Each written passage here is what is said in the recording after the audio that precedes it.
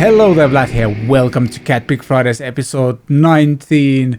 And once again, I'm joined by Mr. Richard Morgan. Hello, how are you doing? Hello, episode 19. And it's going to be the best episode 19 we've ever done. Yes, top 20 definitely. I sure hope so, yeah. As always, thank you so much for watching / listening, and I remind you that this episode is available on Apple Podcasts, Spotify, and apparently a lot of people actually listening to this through the Podbean app as well, and obviously on YouTube, where you can get the visual thing going on besides the audio as well, if you so desire. And yeah, like, share, subscribe type of things help us defeat the mighty algorithm or something like that. I kind of don't want to always talk about the algorithm, but I guess it's a thing and it affects how these shows kind of reach people. So, yeah. And especially like talking about algorithm, last week's episode we did with Perry. Like, I had a blast. It was so much fun. And that episode just completely tanked. Like, very few people actually ended up listening to it, which is kind of sad, I guess. But maybe it will pick up some speed. And nothing to do with Perry either. Yeah. It's the algorithm. Exactly. Like, yeah, it's pretty much like the average view time is ridiculous and stuff like that. But, yeah. The algorithm, yay. But yeah, it's funny because anyway, you would expect Perry to, you know, he's playing in such a huge band. You would expect more people to join and watch that episode. But the algorithm. Yeah. Yeah, you never know. Like, maybe when Pendulum will put out a new single or something, all of the sudden we'll see like a crazy bump in views or something like that, because that has happened to me as well many times. Like, I release something and then like 3 months later somebody publishes something that related and suddenly it just explodes. So yeah. Anyway, enough of the algorithm talk. Fun show today. We are going to, because we were off last week, like news wise, I guess, there's quite a lot of cover, so we're going to focus a lot on kind of more recent stuff. First of all, the boutique amp distribution warehouse fire. We'll talk about our buddy Joss Allen's new signature guitars by Vola, and Redbeard Angry Rhubarb. How to pronounce that? A new pedal. Yep, Rhubarb. Yep. Rhubarb. Beautiful. Got it the first time. Solar Guitars has a new guitar out that is kind of less metal, or a bit different, at least from what they've been putting out. And we gotta talk about the John Mayer single, because John Mayer is the shining star of our guitar universe, it seems. We're going to answer some of your comments and questions as well, and we got a very special comment on our hands, because Mr. Rick Beato decided to chime in on our Rick Beato signature guitar video or podcast episode. So we're going to discuss that and a few other questions and comments as well. And in the Weekend Watch recommendation, there's something really funny from Van Halen that popped up recently all over social media. And just want to remind you that there's timestamps to these segments if you want to check out a specific thing first. So yeah, should work on YouTube and on podcast platforms as well, or at least you know the time code where to scroll to. But I think we are going to dive right into all things new or new-ish in recent happenings.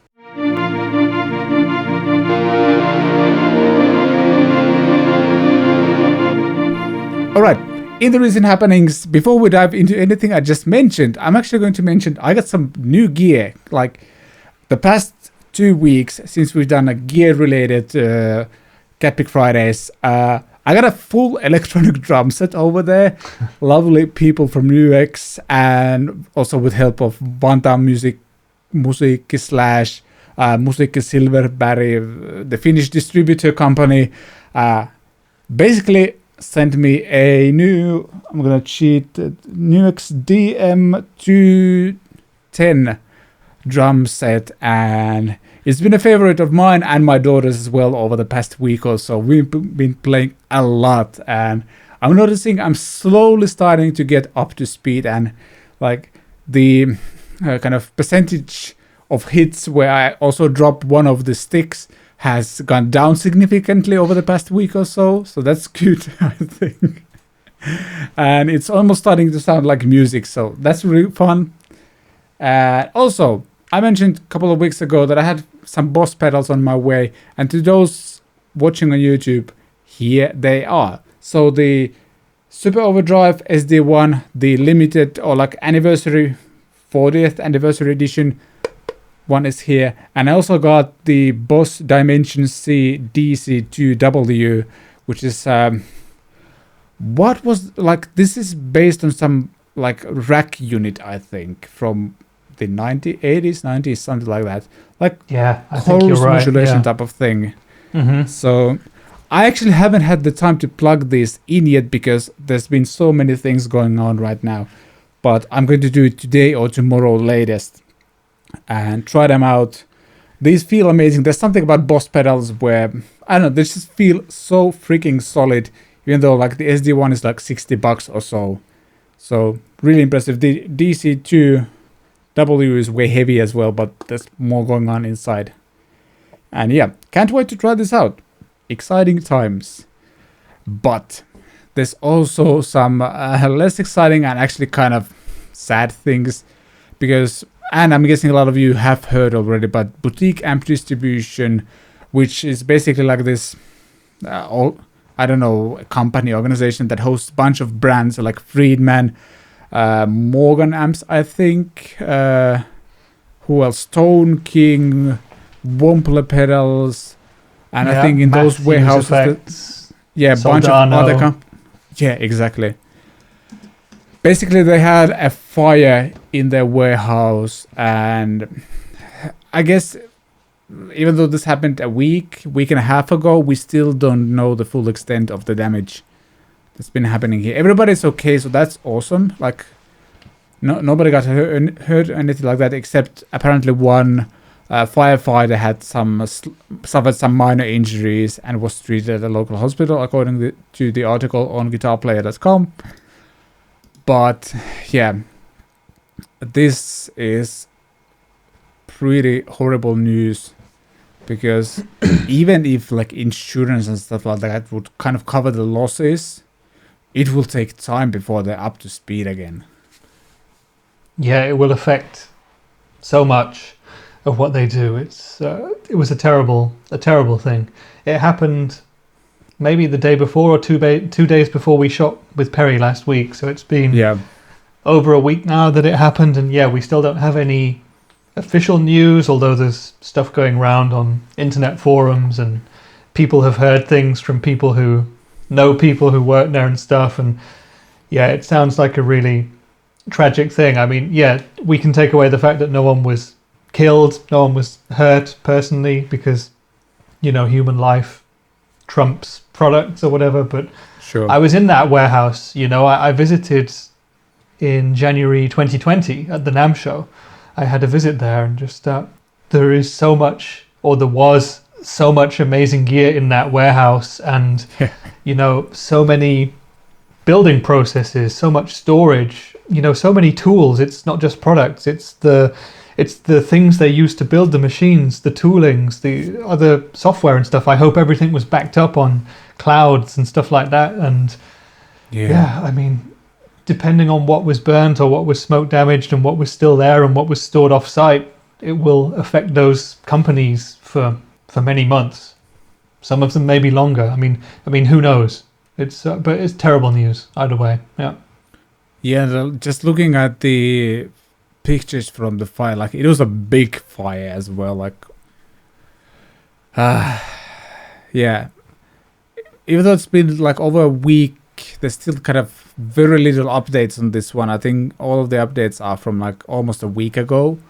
Yeah. So we don't, like, I guess they don't know, and hence we don't know what's going on. But yeah, I mean, I think the first thing they will have to do is, well, first you wait for the fire to cool down, which can take days, right? I think. Yeah, I'm not a fire expert, but I think it can take a long time to actually be able to go in there. And then, the insurance stuff, all the different brands, the warehouse owners, because I don't believe that Boutique Amp Distribution owned the warehouse, although I'm not certain of that.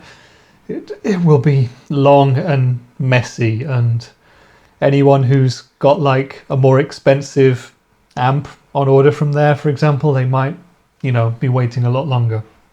Yeah, that's the thing. Like, I wonder, like, if they lost a lot of like products that were just about to be shipped and stuff like that as well. Like, that's also a chance. So, like, maybe if your order was about to be shipped, maybe it doesn't exist anymore, I guess.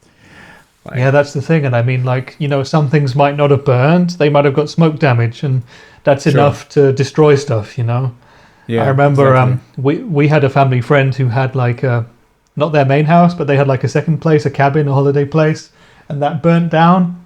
And we helped them clear the stuff out. And there were things in rooms that had been like locked in cupboards or something. They should be sealed, airtight or whatever, but the smoke gets in everywhere. Jars of food which are sealed closed, the smoke gets in there. It's crazy. So fingers crossed there was not too much in there, and yeah, but either way it will set them back a long time. Yeah, unfortunately, that's the reality. I'm guessing this is one of those stories we'll have to, we'll update you when we know more, because right now there's still very little information available. I tried to search for more, but like both the social media channels of these companies and just all the sites that are kind of monitoring or like just reporting any kind of gear related news all the articles are from a week ago. So we'll just have to wait and see and hope for the best, whatever best might mean in this situation. So yeah, sad stuff. Moving on from that to something a bit more exciting. Well, a bit more exciting. I'd say a lot more exciting. I don't want to diminish the excitement of this thing. I'm searching for the right tab for this news as well. Our buddy Joss Allen recently released 2 signature guitars with Vola guitars, and they look great. Like really cool. It's kind of super strat shape, the Vola shape with nice bright colors. I think they were quoting a couple of sports cars here. I just have to check they're race car inspired.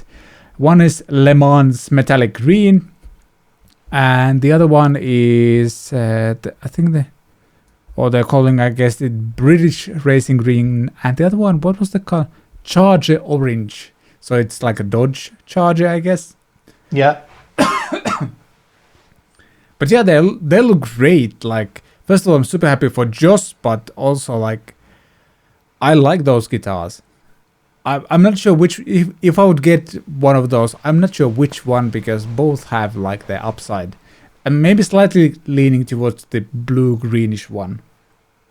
Yeah, me too. British racing green for me. But yeah, what a great story. It's amazing for Joss, because he's used like a bunch of different interesting guitars over the years.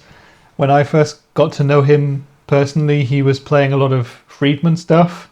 He had the pink, obviously headless Friedman guitar that was his signature instrument for ages. And then he moved and got some different ones, and now suddenly, out of the blue, we have these 2 signature Volas, and it's they look great for the specs versus the price. They look very good indeed.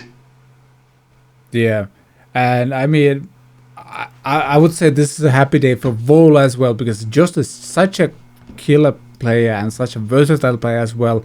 And having known him for a few years now, like he's also a great like ambassador for your brand, because he's like, he knows what he's talking about.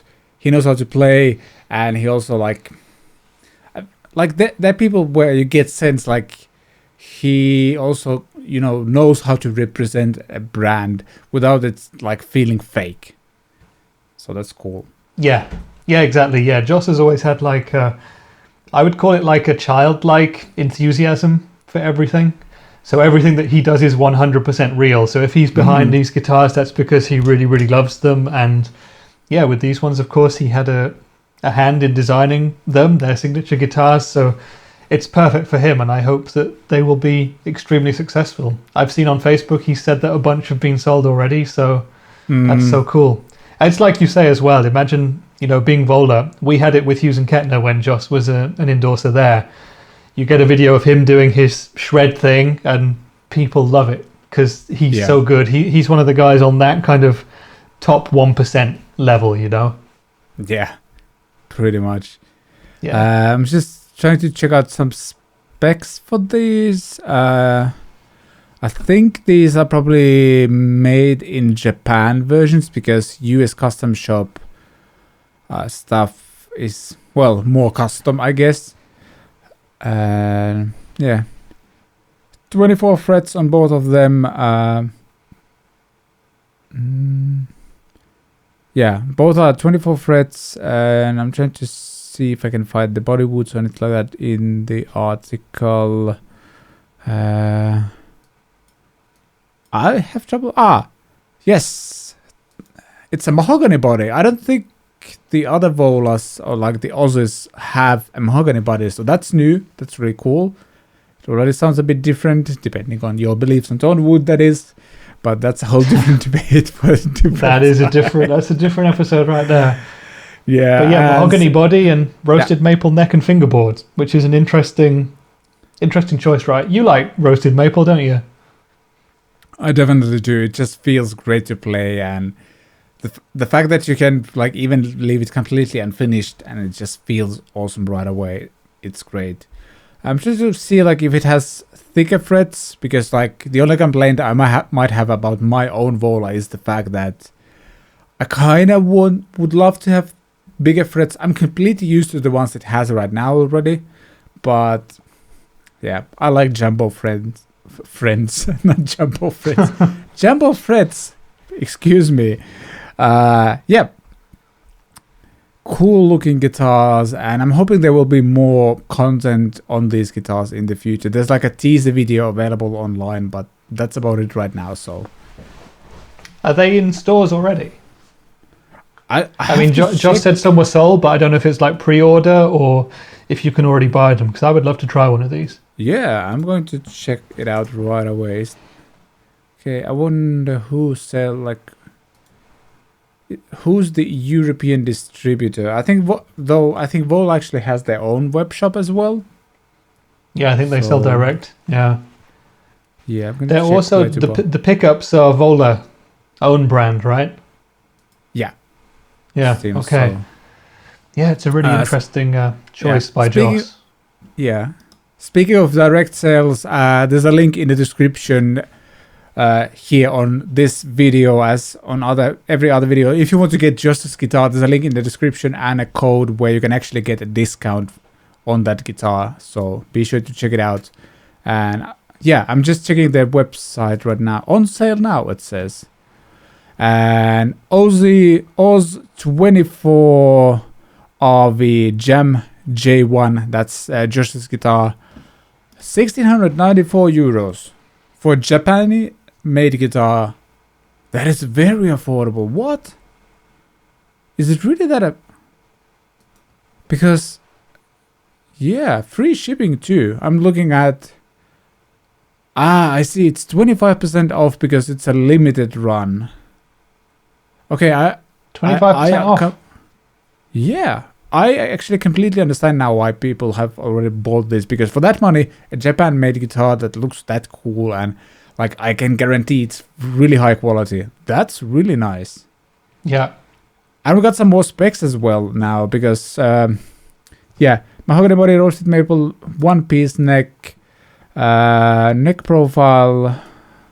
Well, I'm not sure about the neck profile. 12-inch radius, 25.5 inches scale length, stainless steel frets, Vola Fire Ice humbucker, Vola Fire Ice single coil in the middle and in the neck.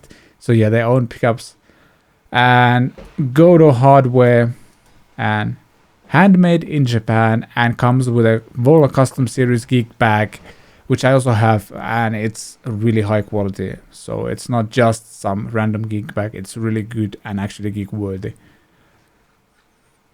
Thumbs up from me. that was the rating system we had, I think. So Yeah, 2 thumbs up. That was the deal.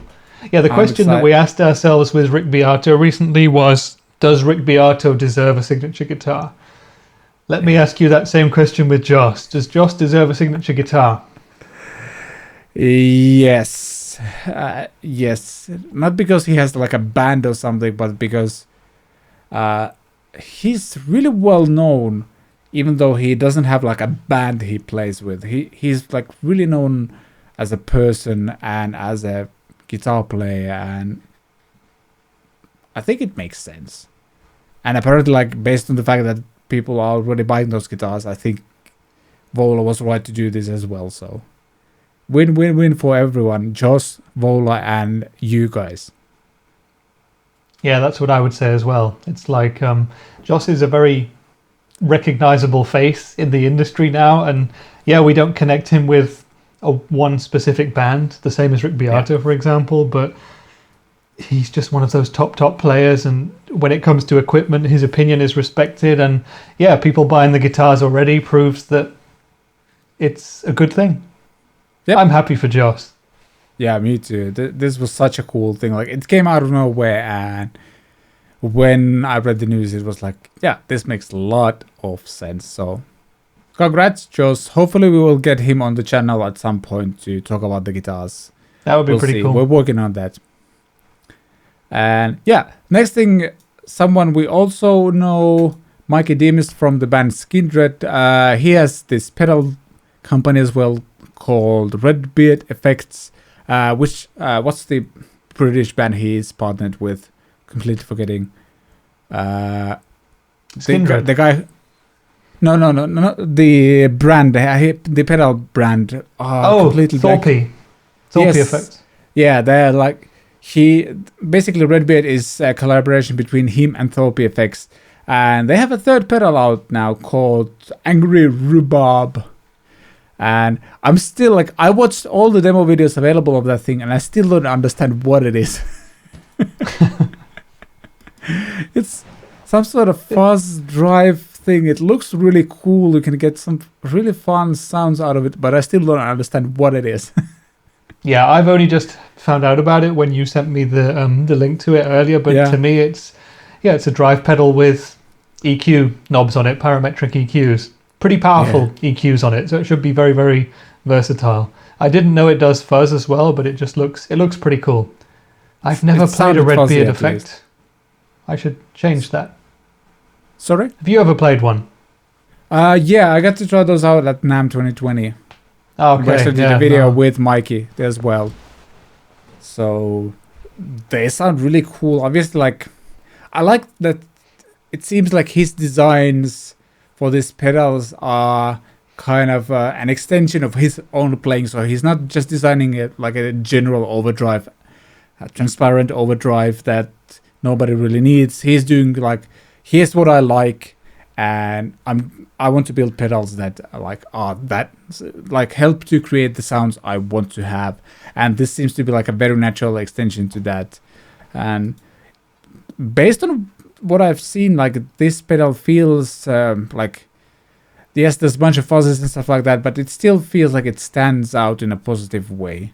So yeah, I'm going to throw a couple of links in the description to check out, and you can take a listen and decide whether it's something you might be interested in. No affiliate stuff here or anything like that, but I liked it, like a bit, something that feels at least a little bit unique to me at least. So that's nice. Moving on to the legend of YouTube, or like somebody who has a very, very big online presence in our guitar universe, Ola England and his solo guitars. They have a T1.6 AN, a new distressed looked T-style shredder according to Gear News. It's a kind of telly-ish shape with a huge cutout at the upper frets, and obviously an Evertune bridge as well, because he's a big fan of those. And that might be the most attractive solo guitar to me to date, I'd say. Okay. Interesting. Yeah, for me, it's like I'm a telly guy, and it's a tiny bit too metal for me. But I understand why you like it. Like, I've never been that interested in solo guitars, but when I got to try them out at NAMM 2020, I got it why people are so excited about them. Like, for the money, really solid feeling guitars, and they kind of give you that Ola sound right away. Like, if you like the sounds he's getting, feel like the combination of woods and hardware and the pickups and everything, like those guitars give you the Ola England sound. So, Yeah. and the quality seems to be great, and apparently they're selling those, like selling a lot of those. So, yeah, I like it. I want to try out one of the Evertune bridges just because it sounds like such an interesting concept. And I think I even understand roughly how it works. But yeah, it would kind of be cool to have one guitar that's just always in tune. So maybe one day. Yeah, exactly. Yeah, yeah. But I find solo guitars to be extremely cool in terms of, you know, the specifications that they have and the kind of modern features that they bring in at certain price points. Where I'd love to see Fender or Gibson do that as well. You know, this is like a Telecaster style guitar, but it has an ebony fretboard and it has, is it 24 stainless steel frets? Yeah. It has kind of modern features, and I'd really love to see Fender attempt to do something similar for a similar price point. And I don't know why they've not done that. Maybe they can't. Fender has done some metal-ish guitars. I think, didn't the guy from, what's his name? The guy from Slipknot have, I think he still might have a signature guitar from Fender. What's his name? Yeah, good point. Mick Root. Yeah. So No, not Mick Root. Jim Root. Jim Root. Mick Root Who's must be Mick his Root? brother. Yeah, he's his keyboard playing cousin. Yeah. But he doesn't have a signature Fender. Yeah, Jim Root had a signature and a Jazzmaster, yeah. Yeah, that's true. But it's not like that modern with an Evertune bridge and it's like that, but like, yeah. That shape is a bit too much for me, and I think one of the comments I saw, like, okay, that this is the guitar I want to have when the zombie apocalypse hits, because you could really defend yourself with it. Yeah, with exactly. all the pointy shapes. Looks like you could physically use it as a weapon, yeah. Yes, pretty much. So that, yeah.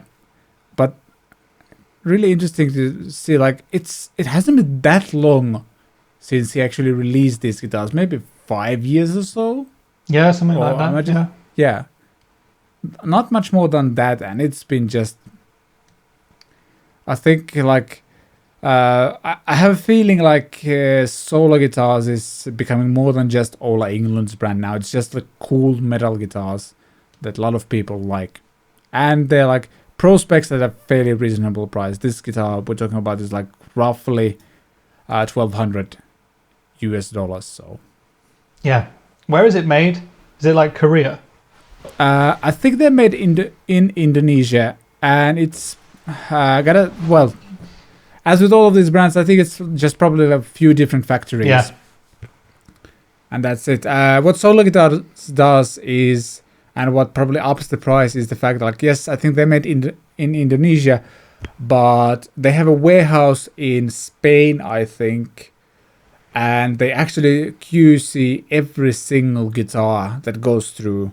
So you're not getting any like direct shipping from the factory to your local dealer or anything like that. And obviously that adds to the price, but it makes sure that you are actually getting a proper guitar, and I like that approach. Yeah, that's a cool way of doing it, but it also makes the price less than if they were using traditional distribution or traditional dealers. So True. you save in that way. Yeah, good point, because I think they only sell through their own site, I'm pretty sure. Yeah, they're on Thomann, I think, or can as well. you buy those on Thomann or something? I'm going to check, because I don't know if other stores, like maybe Anderton's, has solar. I'm sure Thomann does. Well, I remember seeing them there. Yeah, they do. There's a bunch of them. 135 different options. Yeah, there are many different options, aren't there, with solar. I guess it's an obvious comparison to make, but I see them as being kind of similar to Chapman guitars in a way. Yeah. No, Andertons doesn't sell them. But again, maybe that's because they sell No. Chapman. Yeah, most Yeah. likely, I guess. But yeah, I kind of wouldn't mind getting one, but I'm also like, if I would get one, I would be happy, but I don't see myself maybe buying one just because it's a bit too metal for my taste, like looks wise, specs wise, it's great. Yeah, but you have. And also, I don't know how it would fit. Yeah, I was going to say you have the Amarok. Do you think it's more metal than that? Do I think this Vola guitar is more metal than that? Definitely, because it's a T-style shape that's way more like pointy. Yeah, I suppose. Yeah, for me, the Amarok is pointy. That's the differences in where we approach guitars, I guess. Because at the moment, I'm interested in a baritone, and I'm thinking about the Amarok because obviously you get so much for the money with the Harley Benton brand. Yeah. But in many ways, it feels a bit too metal for me. So it's like that's a tough choice. Yeah, it's also like if they were like with the Amarok and these ones, if you would. Well, I'd say more with the Amarok, like if you would make like different colors, because like they also like all of them are kind of finished in a very metal way, like just black and maybe these kind of distressed bursts and stuff like that. It's all like, and I get that because that's what people want, but try making one in like a tritone sunburst and something, and maybe that would work. Some people, I don't know. Yeah, why not? Well, maybe we need to talk to Hunter, ask him to basically tell Harley Benton to design one of those. So, yeah, we should. Yeah. But yeah, moving on to the next thing. Rich is going to love this part because we're talking about the John Mayer's new single, because he is the guitar god of our guitar universe, or like one of the most followed people when it comes to guitar. Deservingly so, I guess, maybe not. Yeah, but, I would say he is. First of all, what did you think of the single? Yeah, I love it. What did you think of the single? No, I don't love it. I mean, it's all right. For me, it's very, I don't know, it has that very 80s synth sound, which I really don't like. The 80s is probably my least favorite decade for music since, the 50s or whatever, since pop music started. So I don't like that too much. And it's otherwise it's like quite standard John Mayer fare, right? I watched the live version from Jimmy Kimmel, whatever it is. There's a bunch of live ones already, and like it's an awesome performance. I don't know how much of it is actually live, but like he's such a great singer as well. But yeah, the only thing I find about John Mayer is that I feel like he is this amazing figurehead for the guitar world in some ways, but I feel like some people eulogize him too much as being like this ultimate figure.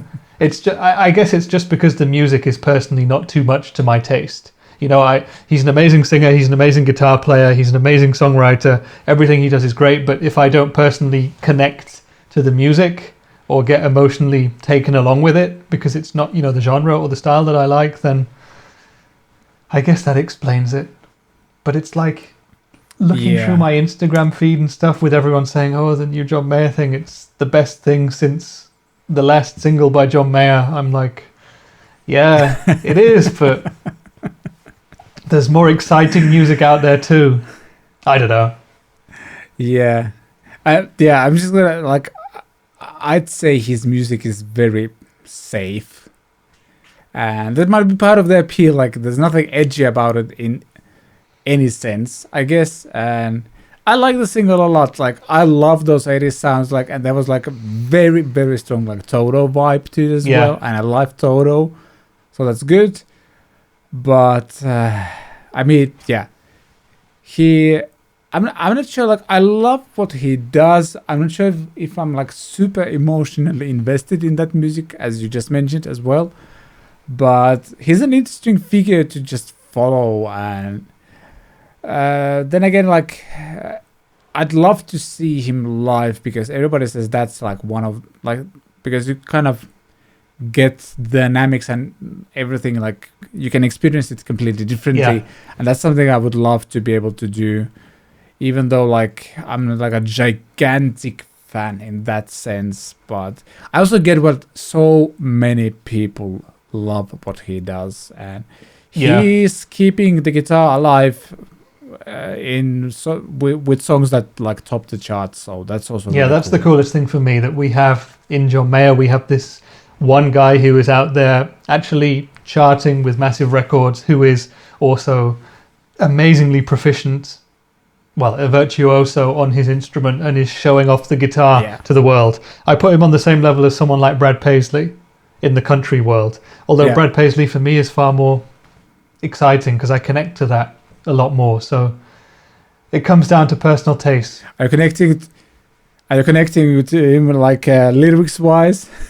Because that's the only thing that's keeping me from listening to Brad Paisley more. Now I only listen to like the Brad Paisley upbeat stuff, and some of the lyrics that he writes are actually quite witty and pretty funny, and some of them are way too schmaltzy and over romantic or whatever. But that's part of the country, isn't it? I prefer the upbeat stuff. If you listen to songs like Online or Start a Band or whatever, they're these amazing like country rock jam songs with just funny lyrics about growing up in that part of America and stuff, and they're safe as well. But I'd love to see John Mayer and Brad Paisley do a guitar battle on stage in their respective styles. Maybe they've done that somewhere, but that would be amazing because they're both super, super good. Yeah. Well, I think also there's a difference, like with Brad Paisley, he's definitely like showing like bigger range of his guitar skills, whereas John Mayer, especially nowadays, he knows when to hold back, and like his guitar playing definitely serves the song. And there's actually like very few songs where he's like really going off. He can really do that, but like I kind of appreciate that he's able to hold back and only does it when it's kind of needed. Yeah, he writes for the song, and that's why I guess seeing him live could be an even cooler experience, because then he's able to do jams and he takes center stage and stuff like that. Yeah, like if you listen to live at the Nokia Theatre from, I think it's live from 2006, where he does like the acoustic thing, then there's a trio thing, and with the trio thing he does the blues stuff, and there you can kind of hear all the kind of crazy blues things he does. He's really good. Excuse me. Bless you. My wife vacuum cleaned. Thank you. My wife vacuum cleaned everywhere but here, because I wouldn't let her in because we're recording this thing. I'll have to do it myself after the show. Should have cleaned up earlier. Should have. But yeah, I'm excited to hear what the album will sound like. Definitely. Whether it's if it's all this 80s stuff. I have a soft spot for 80s stuff, and actually part of the reason why Boss sent me this Corusi modulation thing is that I'm going to do something very 80s with it. So, yeah. I look forward to maybe that makes me excited. Hearing that and laughing. Yeah. I like the 80s sounds and those stupid synth sounds that are also so good. Like I'm realizing I've become old enough that kind of brings me back to 20, 30 years ago. Yeah, I'm so happy that I don't remember that. I mean, I was born in the 80s, but it's like my parents never listened to the 80s synthy music or new wave stuff. Yeah. The closest I guess they got was post-punk, but they listened to classic rock and roll, and that saved me in many ways. Yeah, well, I mean, I grew up listening to mainly in the 90s, listening to Russian pop music, which is nothing like anything that happened in the Western world. I mean, I think the closest you can get to it is like watching Eurovision and all the songs that have a very steady 8-beat all the time. Like that was what I grew up with, and yeah. But somehow I found the 80s synths and stuff like that at some point. Love it. But yeah, John Mayer's single, thumbs up from me. I don't know about I'm going to give him 1 thumbs up for the music and the other thumb up for the guitar that he's playing in the video. Yes, I'm seeing a lot of reactions about that online, like a pink Silver Sky. Yeah, and it's not shell pink, it's hot pink, neon pink. Yeah, it's amazing. I love that color. It's aggressive. It's one of those guitars like you could do really fun green screen or pink screen stuff with it, like just Photoshop a pizza on top of it or something like that. Yeah, looking at that guitar and the visuals of the video and his haircut on the record cover and the fact that it's called Sob Rock, I think the whole thing is, tongue in cheek and humorous. I hope it is. It seems to be so far. So at least he's able to poke fun in the at music video, in the music video, like there's a keyboard player basically standing like between two huge racks of keyboards and playing like one hand on the right and one hand on the left side type of thing, like a very 80s imitation of like all of those hair metal bands and everything that they used to do. And also like some of the camera stuff where it's just like camera, basically he's playing acoustic guitar and the camera is like circling him, and like a lot of the stuff, like even the music video is very like there's a humorous aspect to it, I think. But it's been long enough that it's maybe cool again or retro cool. I don't know. Something it is. These creative things go in cycles, which are about 30 years. Yeah. So in 10 more years, the Spice Girls will be cool again. Because the 90s will come back. They're starting to come back already with fashion and stuff. That's weird. It's true. And that's when we'll know we're old. When we remember the first time it happened, that's when we know we're like approaching middle age. That'll be a sad time. Yeah. Yes, that's true. Something that has actually already come back a little bit, at least in Finland, is new metal, which is way earlier than 30 years. It's just a 20 years cycle. Like even the band that we sent to Eurovision is kind of semi-new metal. And also there's a couple of other bands that are actually doing pretty well here in Finland. They're new metal. Oh, that's going to be interesting if that really comes back. Yeah. I liked it at the time. Who knows? Most true, of it. Me too. I have to admit, I loved Limp Bizkit. Yeah, me too. So, quickly back to the John Mayer guitar. What a huge win for PRS! Like the fact that they managed to snatch him from freaking Fender. That's what I'm thinking when I see him playing that pink PRS. The only thing that would make it better is if it would have a Fender headstock, and then I think as well, what a score for PRS. I think it's more like, what did Fender do wrong to lose John Mayer? Have you heard that story? I think I've heard that story somewhere. Basically, Fender had this rep guy that worked with John for years, and they were really good friends and stuff like that. And I don't know if there was a change in Fender management or whatever happened, but apparently they just fired the guy. All of a sudden, the guy was out, and John was like, "You can do this." He was a friend of mine. Like, we've been working with him for ages, and something like that. And basically, that rep was out, and John didn't feel like he could work with Fender anymore. And there was Paul Reed Smith saying, "Hey, remember us?" Wow. Okay.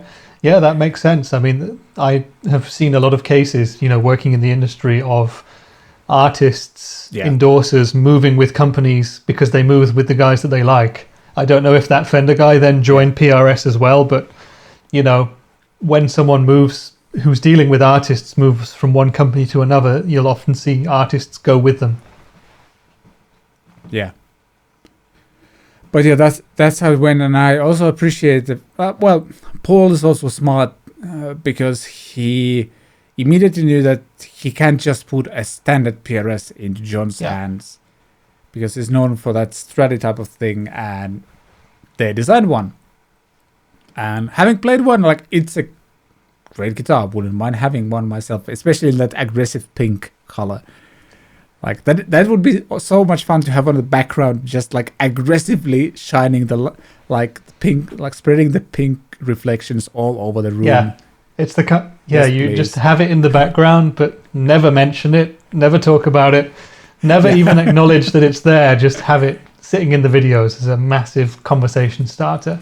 Didn't you almost buy a Exactly. massively, outrageously pink Charvel? Was that you? I was Yeah. close. Yes, I was close. I ended up with the Ibanez in the end, but yes, I was comparing the two. The neck profile on the Charvels was a bit too thin for me, Yeah. but that was the only reason, pretty much.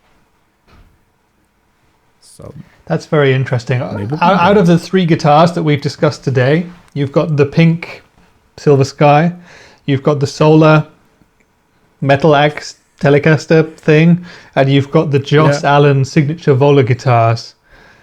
Which one would you get if you were to be offered one right now?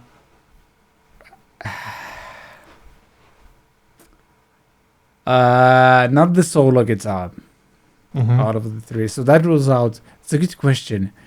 It's not really a fair question, is it? But still, it's a good question. Yeah, I kind of would love to have that pink PRS, though. Also, the Vola guitar, like both of the versions, just look so much fun. And like again, very 80s, I guess, especially the orange one. But I'm going to say PRS because sound-wise, I don't have anything like that. I do have a Super Strat in the Vola I actually have here, so I think that would make sense. I'm annoyingly practical with this, so I'm like, yeah, I'm gonna go with the one that I need. Quotes. So, how about you? Same. I'd pick the Silver Sky. I would.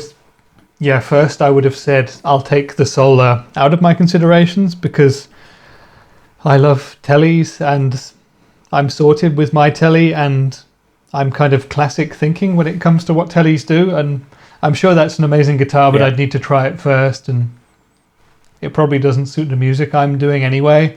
So I'd put that one out, and then it would be between the Volas and the Silver Skies. But for me, the looks of something is always a massive inspiration. So if I had that pink Silver Sky, it would draw my eye and make me play it every day. And that's what I look for in a guitar. That's why I have so many interesting, in my opinion, blue ones, because they just draw me in with their blueness, their turquoise treasures, and I just pick them up and I'm inspired to play. And that's why I would.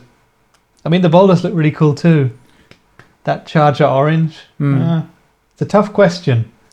And probably the the Vola is the more versatile option, right? But yeah, then again, like I'm more and more leaning towards having like a more specific guitars, in the sense that like a Telly is a Telly, and then a Strat is a Strat, a Les Paul is a Les Paul, and like having a bunch of those instead of like, well, we've discussed this before, but like there was a time in my guitar history where I tried to get like an all-arounder to cover everything, and the end result was always that it didn't kind of fully cover anything in the end. Like it was really good. Like a bunch of those guitars were really like from good to really good in a lot of stuff, but like there was always something missing. So I'm leaning more towards like having a bunch of different instruments instead.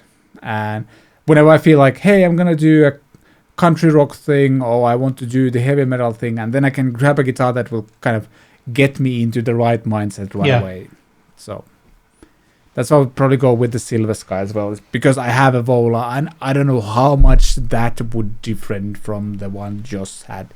Maybe not like enough. Yeah, interesting. Then in that context, if I was thinking that way, I would definitely have to get the Vola, because I don't have any really modern guitars in my rack behind me. No. Whenever I do anything kind of heavyish or modernish, I just pick up the Les Paul. I did like in my early YouTube days, for the first 3 years almost, all the heavy stuff I did was with my heaviest, the semi-hollow one, the black one. It does require some dialing in because the attack of the guitar is a bit softer, so like it was a bit challenging to dial it in to get the punch. But you can do better with it as well. Like there's a bunch of proof of that on my channel. So, but there are guitars that make it easier. Like, for example, the Amarok I have, the way it's constructed, the pickups it has and everything, it has that punch right away, and I don't have to like try to dial it in with pedals or anything like that. I just plug it in, turn on the G3 pedal, and I'm good to go. So that also saves me time. It does. And money, therefore. Yeah, that's true as well. Next, we want to dive into some of your questions and comments, and we're going to start with a big one. Going there next. Questions and comments. Rick Beato on the CatPick Fridays episode where we talk about his signature Gibson guitar. Thanks guys for the plug. Just to clarify, the biggest demographic on my channel is 25 to 34. First of all, thanks Rick for checking out what we do. Told you he'd be watching. And also... you guessed it right. Like I think you might have mentioned that in the episode. He's probably going to see that. If it wasn't in the episode, it was like directly before we started filming. So hopefully it was in the episode. Yeah, but yeah, I was super happy to see that he finally saw it and wrote something. But yeah, 25 to 34. Well, I barely fall into the demographic. But I'm almost outgrown the demographic, but I'm still in there, so I guess I'm... Yeah, well done. I'm already out of that demographic now, but I still... That's such a Rick Beato way to answer, by the way, just to clarify, the biggest demographic on my channel is 25 to 34. It's like, he's always leaving you wanting more, you know? That's why he's so successful. Yeah. There's no explanation of why, there's no, there's no diagram, and this is why. It's just, that's it. It's amazing though. I mean, he's doing such an awesome job to appeal to younger adults. I wish I could do that. Yeah. But yeah, I mean, it's really cool because like there's so many people like who watch his channel who will most like his stuff has probably changed a lot of people's views on music in general. And like, I grew up as a metal kid, and one of the things was like, I kind of not actively but fairly actively maybe like almost disliked any other music because I was so like grew up in an environment where it was almost embarrassing to like some other stuff as well. That was like you had to be like really metal, and him kind of showing that hey, it's okay to like all kinds of music, and there's so much cool stuff you can learn from listening to different genres and stuff like that. So the fact that he's hitting that demographic is really exciting because it will probably result in people starting bands, starting to write their own music and stuff like that. And who knows what that might bring in the future, like bands-wise, for example. Yeah, definitely. Like,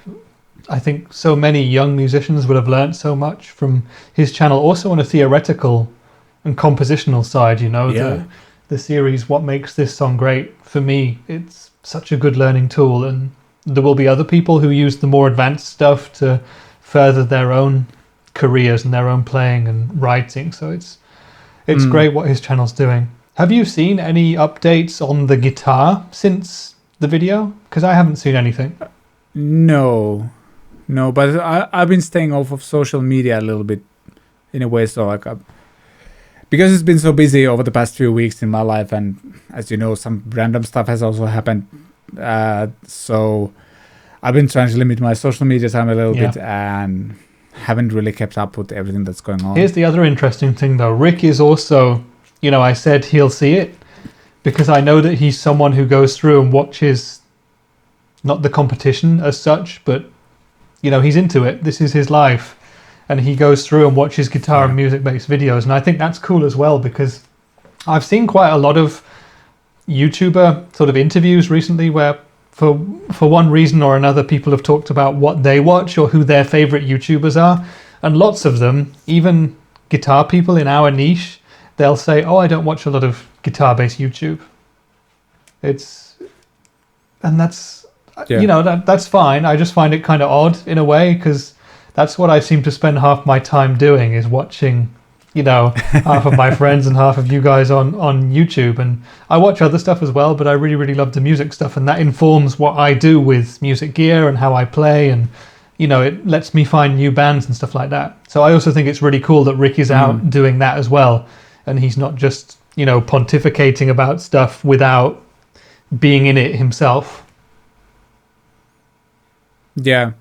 I mean, I said like that there's a business coach guy I've been following who also like runs a super successful like music educational business. And this is something that he's talking about is like, for me, watching other guys do the thing can sometimes be inspiring, but there's also a lot of times where it can be really depressing or demoralizing or anything like that.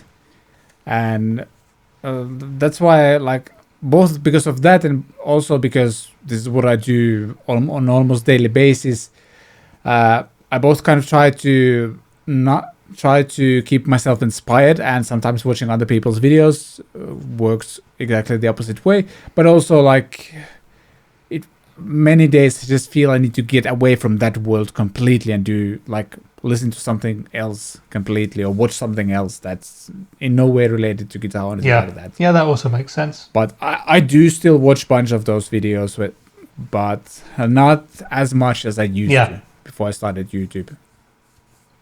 Yeah, interesting, I guess, because it's your job. That does affect how you look at the other channels. For me, I make my own videos, but I don't make loads, and it's just like a hobby kind of thing. I mean, it's a hobby that I take very seriously, and I really like doing it and would like to make it bigger at some point. But it's different if your job is YouTube, I suppose. So yeah, that makes sense.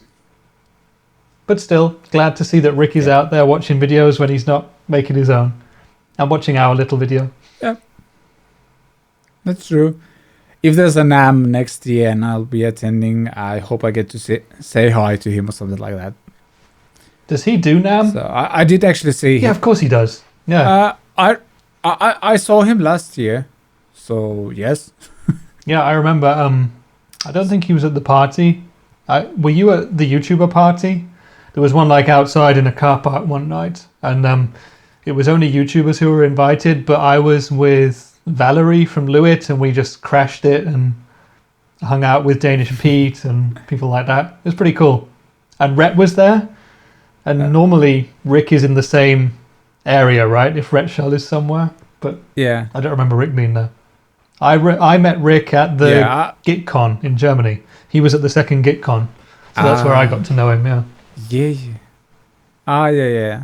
No, I wasn't at that party, so yeah, I just saw him walk by many times during the last NAMM. So, but I'm also like one of those people. Like if I see someone who I'd like to say hi to, I don't run to them and say hi.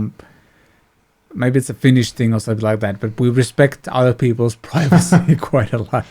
Even though like those people might be completely okay with that, it doesn't feel natural to me. So didn't feel like doing that.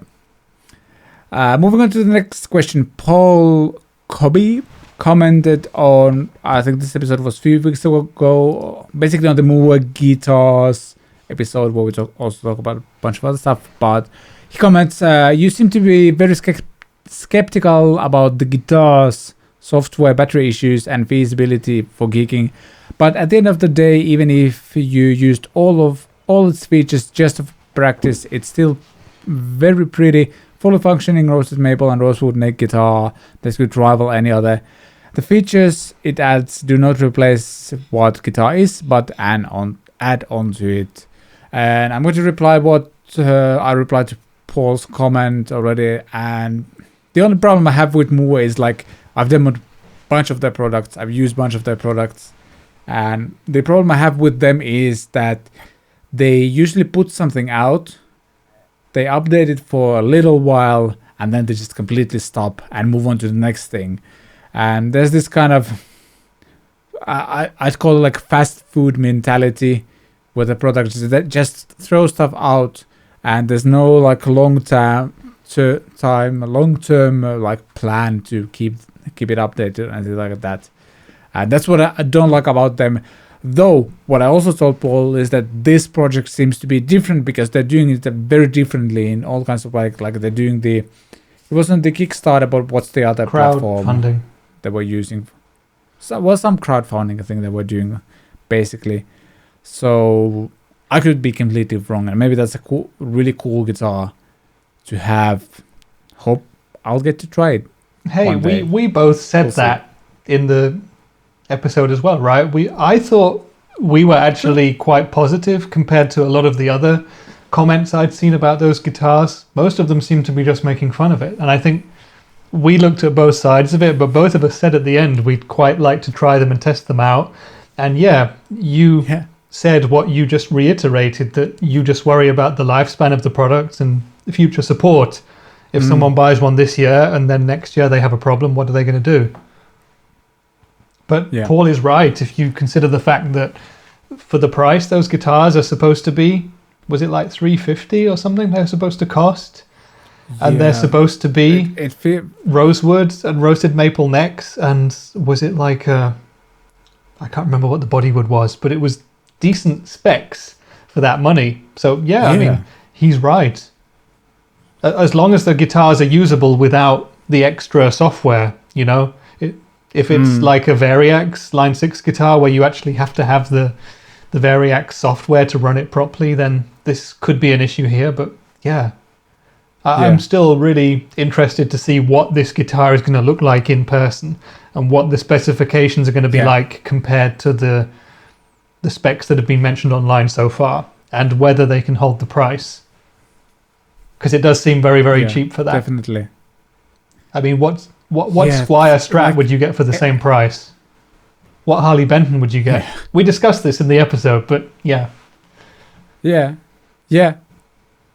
We'll keep an eye out on this project and see like where it progresses, if it progresses, and where it's going to reach.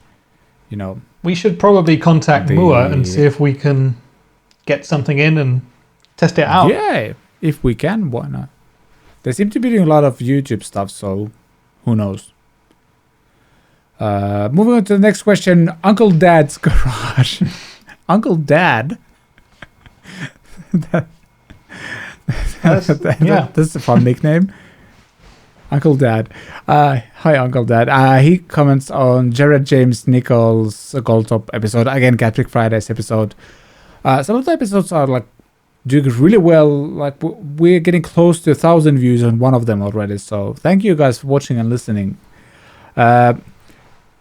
He mentions that I have the early version of the Gold Glory, the Jared James Nichols signature guitar. That is, it came with a brown Epiphone hard case. I think I got lucky. The P90s rocks. I love the sound.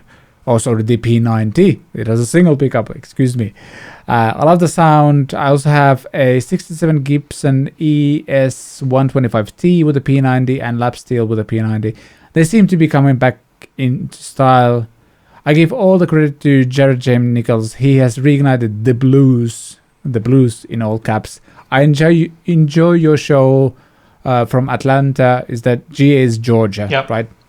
Which is coincidentally where Rick Beato lives. That's true. But I mean, isn't Georgia like a center of a lot of like music and media stuff because of its like location and time zone and stuff like that? Yeah, I think it is. Yeah. Atlanta, Nashville, LA, New York, New Orleans. Yeah. There's loads in America. But yeah, it is. Yeah, that's true. But yeah, what a cool comment. Thank you, Uncle Dad. And I agree. Without having played the guitar, I agree. It looks awesome. It looks like a whole lot of fun. I also have rediscovered P90s for myself personally recently, and I think they're amazing pickups, and every guitarist should try them. Do you have a P90 guitar? I don't. I was just about to say, like, I will have one. For those listening, Rich just slapped the table dramatically, like he's Gordon Ramsay 2.0 or something like that. Yeah, I don't know why. Like, I would think, what's the show where he like basically renovate, like reduce the restaurants? I like him in those shows. Anyway, my upcoming Jazzmaster will have P90s, but I'm not sure if they're technically P90s or if they're like whatever the Jazzmaster pickup is. It's kind of P90, but not really. I'm not sure. I actually need to check. Yeah, the Jazzmaster pickups are kind of unique, right? They're close-ish to P90s, but they're technically just, well, that single coil's like a P90 is a single coil, but Jazzmaster is its own thing for sure. Yeah, but I think like if I would get a P90, because I kind of would like to do the Phil X thing, so like just a single, or Jared James Nichols thing, just a single P90 in the bridge, and maybe like a Les Paul type thing. I don't like SG as a shape, especially when it like how it sits in the lap. So a Les Paul with a P90, maybe even the Jared James Nichols one, something like that.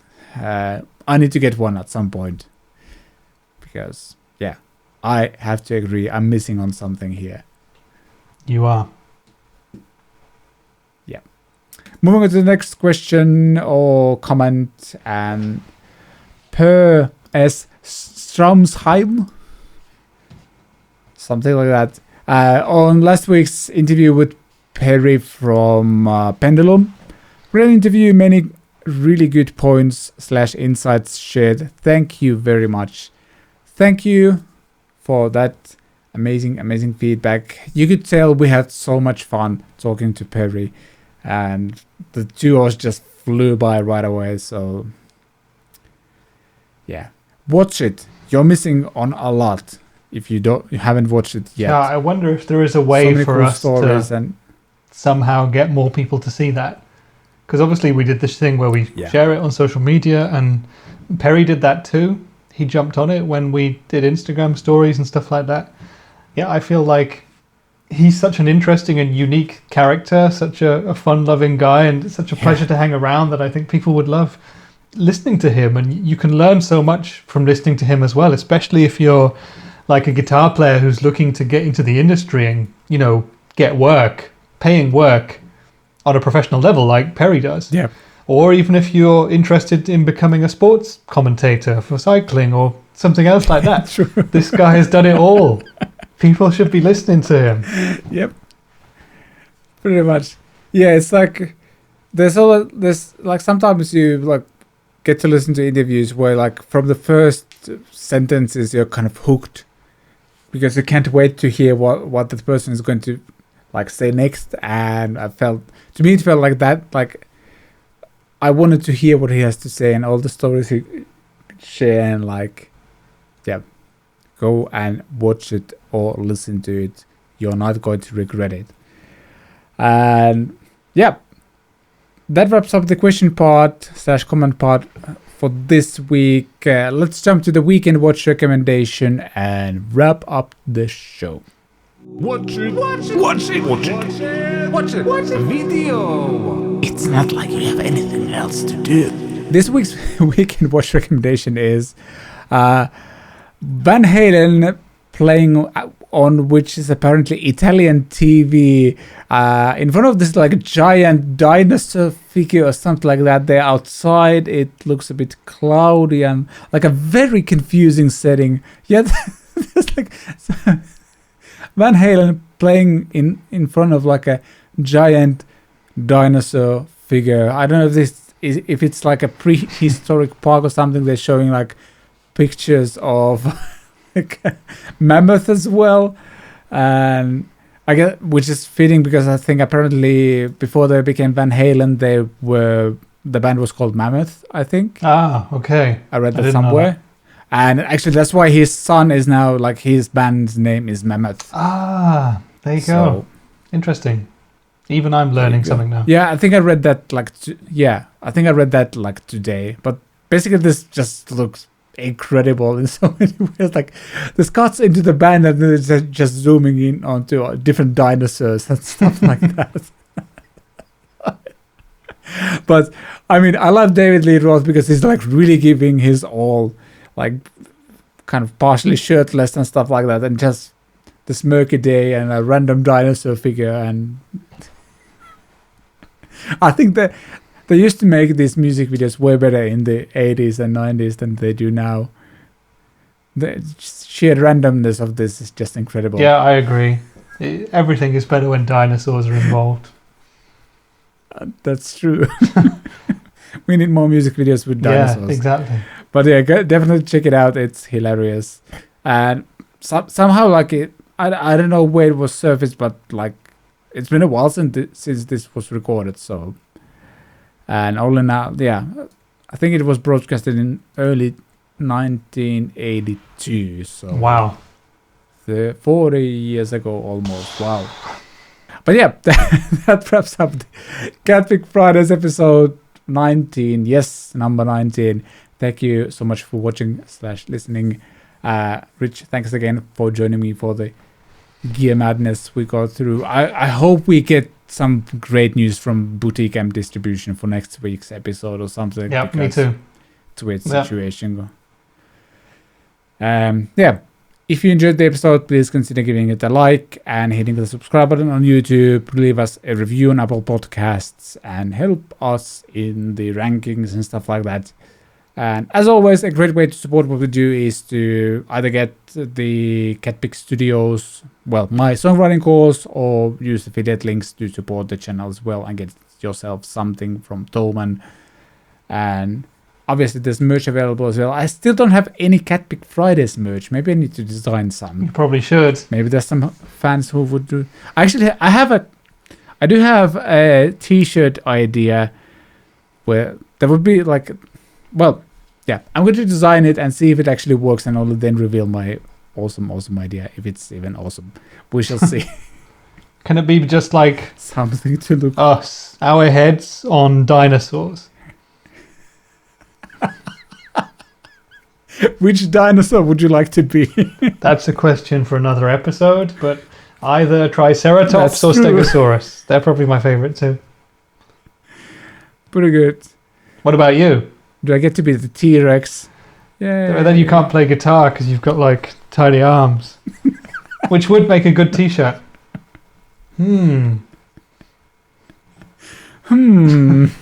Something to think of. Also, E-drums as a I don't T-Rex. know.